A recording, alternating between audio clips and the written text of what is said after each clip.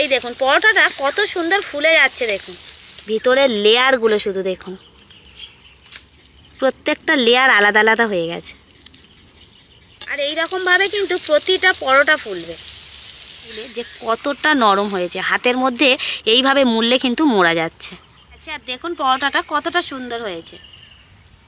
নমস্কার বন্ধুরা, কাকলির রান্নাঘর উইথ ভিলেজ ফুডে সবাইকে স্বাগত জানিয়ে আজকে আমি আপনাদের সাথে শেয়ার করব একদম দোকানের মতো নরম তুলতুলে পরোটা। পরোটা তো আমরা সকলেই বাড়িতে বানাই, কিন্তু প্রত্যেকের পরোটা নরম তুলতুলে হয় না। কারোর পরোটা বানানোর পর কিন্তু শক্ত হয়ে যায়। তো আজকের রেসিপিটা দেখার পর আপনারা প্রত্যেকেই বাড়িতে একদম দোকানের মতো নরম তুলতুলে পরোটা বানিয়ে নিতে পারবেন। আর প্রথমবারেই কিন্তু পরোটাটা একদম পারফেক্ট হবে। তো আজকের রেসিপিটা আপনারা প্লিজ প্রথম থেকে শেষ পর্যন্ত দেখতে থাকুন, আশা করছি খুবই ভালো লাগবে।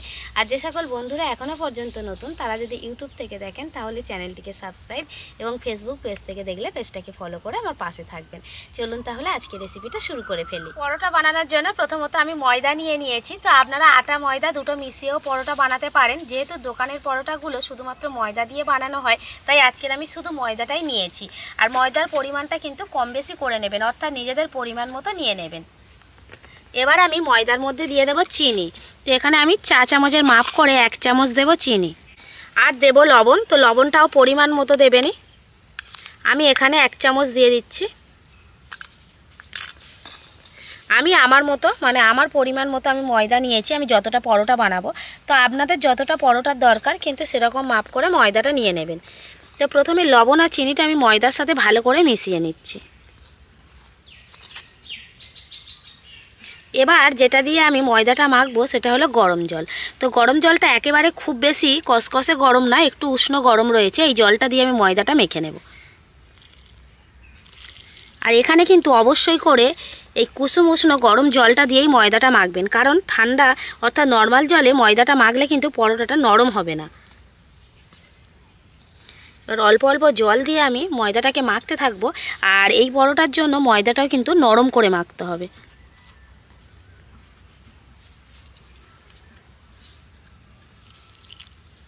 পরোটা বানানোর জন্য যেহেতু তেমন কোনো উপকরণ লাগে না, তাই যদি ময়দা মাখাটা ভালো হয় তাহলে পরোটাটাও কিন্তু অবশ্যই ভালো হবে। তো ময়দা কিন্তু নরম করে মাখতে হবে, তবেই পরোটা নরম হবে।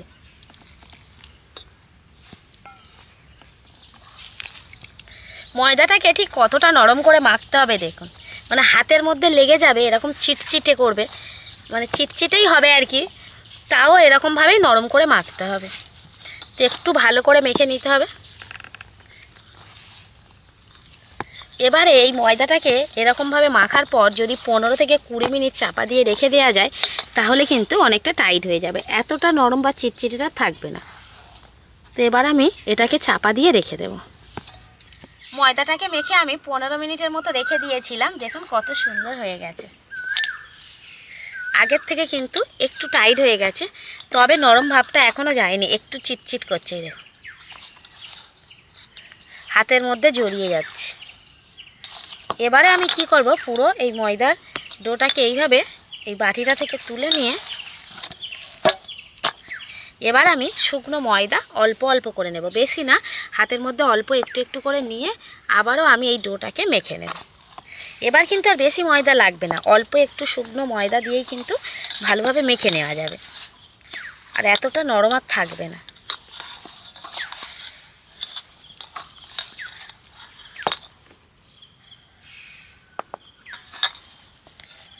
আবারও আমি এই ডোটাকে ভালো করে মেখে নেব।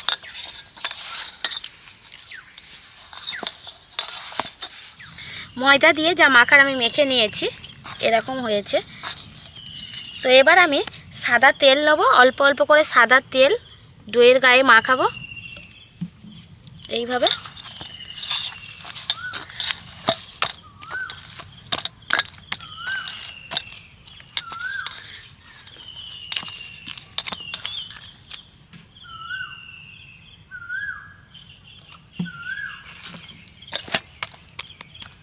আর এইভাবে হাত দিয়ে ভালো করে মেখে নিতে হবে।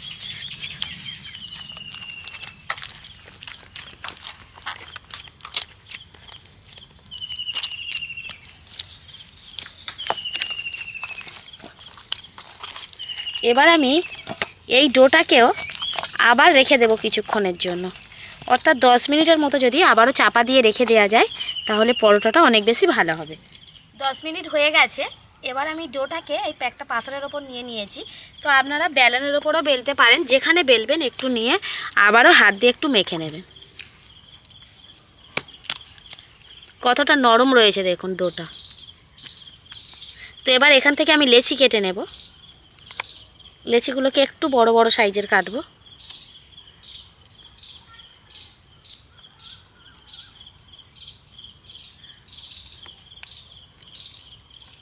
এবার আমি একটা লেচি নিয়ে নিয়েছি, লেচিটাকে বেলে নেব। তার জন্য প্রথমে ময়দা দিয়ে দেব।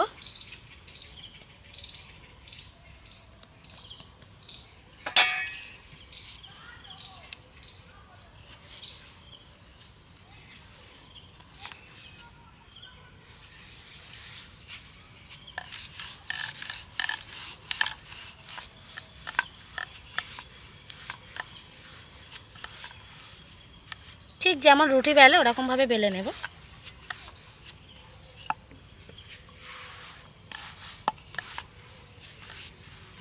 করে আমি একটা রুটির মতো করে বেলে নিয়েছি। এবার আমি ওপর থেকে সাদা তেল একটু দিয়ে দেব। ব্রাশ থাকলে সুবিধা হয়, তো আমার কাছে ব্রাশ নেই। যাদের কাছে ব্রাশ নেই হাত দিয়ে এইভাবে লাগিয়ে দেবেন।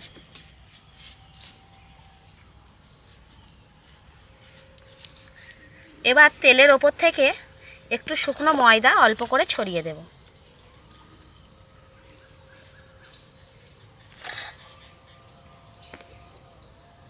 এতে করে পরোটাটা যেমন নরম হবে তেমন কিন্তু পরোটার লেয়ারগুলোও খুব সুন্দর পাওয়া যাবে। তো আমি দুটো পদ্ধতিতে দেখাবো। প্রথমে একটা পদ্ধতি দেখাচ্ছি, দেখুন ছুরি দিয়ে এইভাবে একটা দিক কেটে নিলাম মাঝ বরাবর। এবার এই কোণটাকে ধরে ঠিক এইভাবে ঘুরিয়ে ঘুরিয়ে ঠিক যেমন রোল করে নেয়, তো আমি সেইভাবে এইভাবে ঘুরিয়ে ঘুরিয়ে রোলের মতো করে নেব।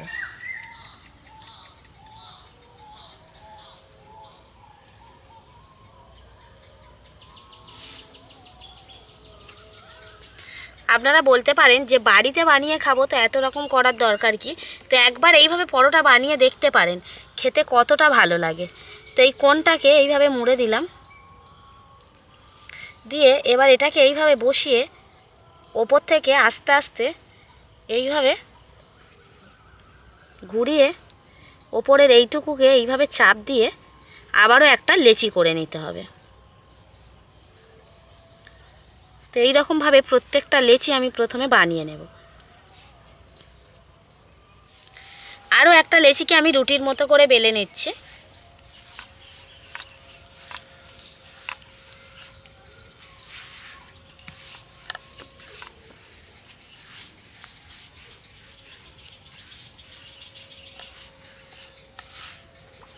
আবারও কিন্তু একইভাবে রুটিটা বেলে নিলাম। এবার ওপরে তেল দিয়ে দেব।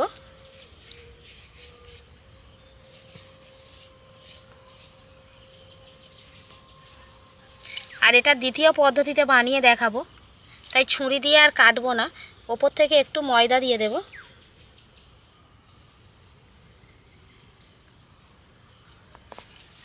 এবার এদিক থেকে রুটির দিকটা ধরে এই দিকে এইভাবে ডবল করে দেব। দেওয়ার পরে ঠিক এখানে ধরে আবারও আমি ওইভাবে ঘুরিয়ে ঘুরিয়ে রোলের মতো করে নেব।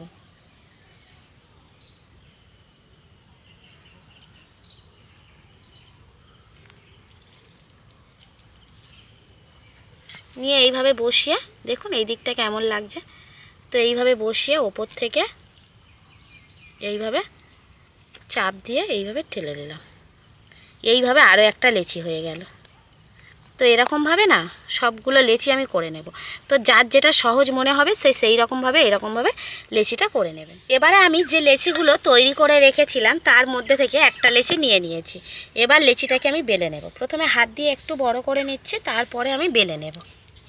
তো এবারে বেলার সময় তেল দেওয়ারও দরকার নেই আর ময়দা দেওয়ারও দরকার নেই, শুধু এরকমভাবে বেলে নেব।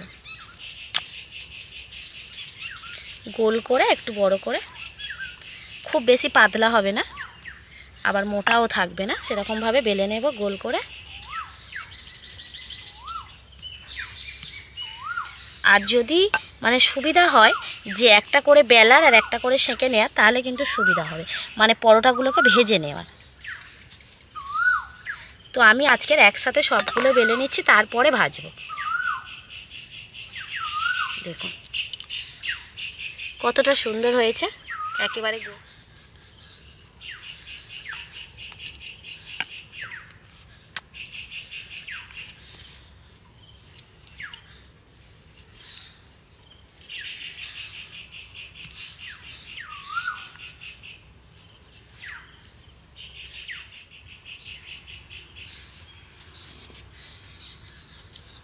উনুন জ্বেলে নিয়েছি। এবার আমি তাওয়াটা উনানের ওপর বসিয়ে দিচ্ছি।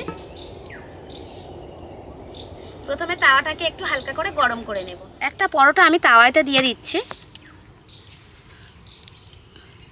তাওয়ায় দেওয়ার পর পরোটাটাকে প্রথমে আমি এপিট ওপিট করে দুটো পিঠই ভালো করে সেঁকে নেব।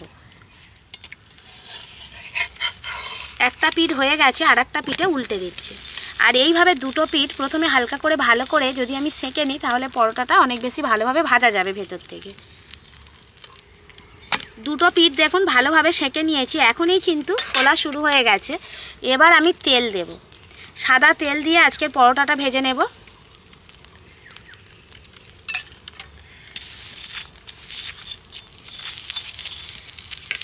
এই দেখুন কত সুন্দর ফুলছে পরোটাটা। একটা পিঠ উল্টে দিচ্ছি, এই পিঠেও আমি তেল দিয়ে দিচ্ছি। তো দুটো পিঠ যদি পরোটার এইভাবে তেল দিয়ে ভালো করে ভেজে নিই, পরোটাটা কতটা সুন্দর ফুলছে দেখুন। পরোটাটা ভাজা হয়ে গেছে, এবার তুলে নেব। আবারও একইভাবে আরও একটা পরোটা দিয়ে দিচ্ছি।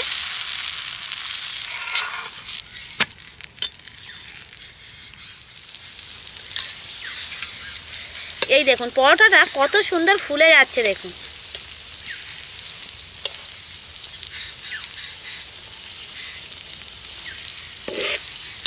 আর এই রকমভাবে কিন্তু প্রতিটা পরোটা ফুলবে। আরও একটা পরোটা ভাজা হয়ে গেছে, আর দেখুন পরোটাটা কতটা সুন্দর হয়েছে। সবগুলো পরোটাই ভেজে নিয়েছি। আর এর আগে আমি বেশ কয়েক ধরনের পরোটা ও তার সাথে আলুর তরকারি রেসিপি আপনাদের সাথে শেয়ার করেছি, সেজন্য আজকের আর আলুর তরকারিটা দেখালাম না, শুধুমাত্র পরোটাটাই ভেজে নিলাম। তো আপনাদের যদি দরকার হয় আলুর তরকারি দেখার, তো আমার চ্যানেলে অনেকগুলোই দেওয়া রয়েছে, আপনারা ওখান থেকে দেখে নেবেন। তো পরোটাগুলো দেখুন ভাজার পর কতটা সুন্দর লাগছে। প্রত্যেকটা পরোটাই কিন্তু একই রকম হয়েছে, একদম নরম তুলতুলে, খুবই সুন্দর। একটা পরোটা আমি দেখাচ্ছি দেখুন এখান থেকে তুলে, যে কতটা নরম হয়েছে। হাতের মধ্যে এইভাবে মুড়লে কিন্তু মোড়া যাচ্ছে। আর আমি ছিঁড়ছি দেখুন, এইভাবে যদি ছিঁড়ি তো তাহলে বুঝতে পারবেন ভিতরের লেয়ারগুলো শুধু দেখুন।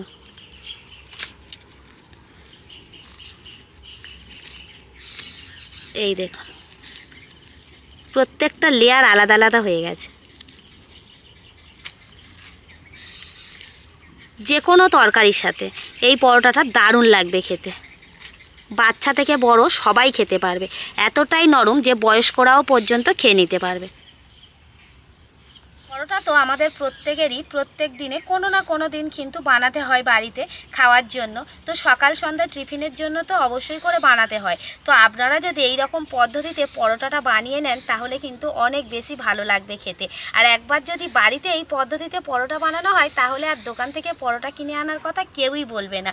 আর এই পরোটাটা খেতে কিন্তু অনেক গুণ বেশি ভালো লাগে। তো আপনারা অবশ্যই করে এই পরোটাটা একবার হলো বাড়িতে ট্রাই করুন, আর বাড়ির বাচ্চা থেকে বয়স্ক সবাই মিলে খান, ভীষণ ভালো লাগবে। তো আজকের আমার এই রেসিপিটা আপনাদের কেমন লাগলো সেটা কিন্তু অবশ্যই কমেন্ট করে জানাবেন। আর ভালো লাগলে লাইক, কমেন্ট, শেয়ার, সাবস্ক্রাইব এবং ফলো করে আমার পাশে থাকবেন। আর আমার নিত্য নতুন রেসিপিগুলো এইভাবেই দেখতে থাকবেন। তাহলে আজকের মতো এখানেই শেষ করছি। সবাই ভালো থাকবেন, সুস্থ থাকবেন, দেখা হবে অন্য কোনো রেসিপিতে।